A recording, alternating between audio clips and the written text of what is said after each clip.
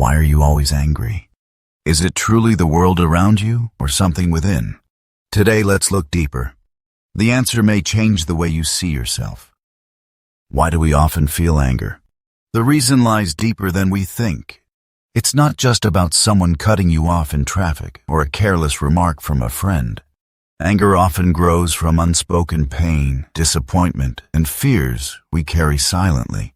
When fear and anxiety build up, anger becomes their mask. It's easier to shout than to admit we are scared. Easier to blame than to reveal our own insecurities. But behind every burst of anger, there is always something softer, something wounded.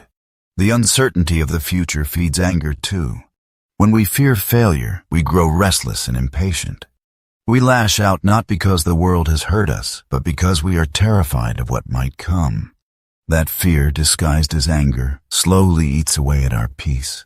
Past wounds can be chains that bind us to anger. When you hold on to an old betrayal, the pain doesn't fade, it mutates.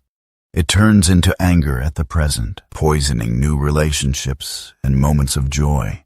The past doesn't stay behind if you keep carrying it forward. And then there is anger at ourselves. We set expectations, and when we fall short, we punish ourselves with frustration. That frustration rarely stays inside. It spills out, striking the people around us. The harsh truth is this: most anger begins as self-disappointment. One man understood this truth better than most, Abraham Lincoln. He led a divided nation, faced endless criticism, and still carried himself with calm. But even Lincoln was not free from anger. His story shows us the difference between reacting and mastering oneself. Once, furious at a general who disobeyed orders, Lincoln wrote a letter filled with rage. Every word was sharp, every line a release of his anger. It was the kind of letter most of us would send in the heat of the moment. But Lincoln paused and made a different choice. He folded the letter and placed it deep inside a drawer. He never sent it. That single decision changed not just his relationships, but his own legacy. He understood that the world does not need every emotion we feel, it needs our wisdom.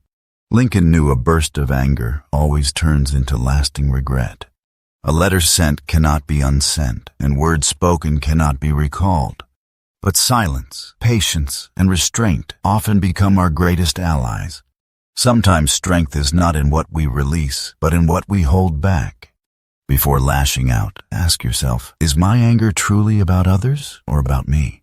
Anger is a mirror reflecting our fears, insecurities, and wounds. It shows us where we are weakest, not where others are wrong. To face anger is to face yourself. True strength lies in restraint. When we choose calm over chaos, we gain dignity and wisdom.